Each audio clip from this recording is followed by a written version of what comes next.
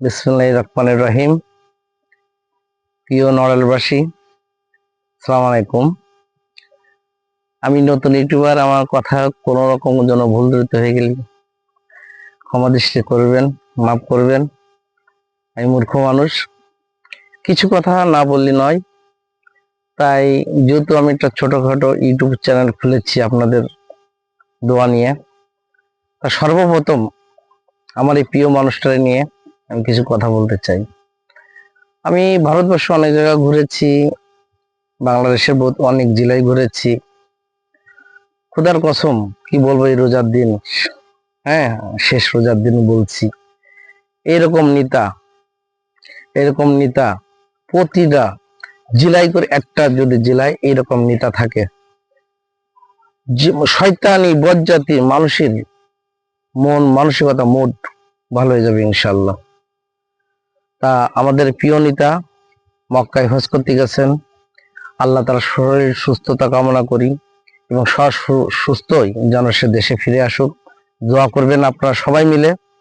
এবং আমাদের পৌরর সভাপতি, নড়াইল পৌরসভার সভাপতি তা তিলায়েত হোসেন বাবু, তার জন্য দোয়া করবেন।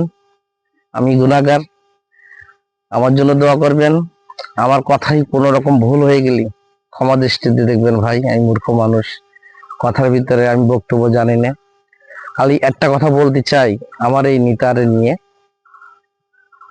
সে তার দরজা যেভাবে খোলা থাকে, বাংলাদেশের কোন এমপি মন্ত্রীর দরজা খোলা আছে কিনা, এরকম পাবো কিনা আমরা জানি না।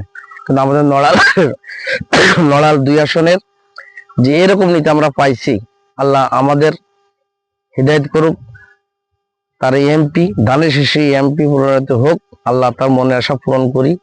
আল্লাহ যেন আশা তার পূরণ করে, আমাদের আশা আল্লাহ যেন পূরণ করে।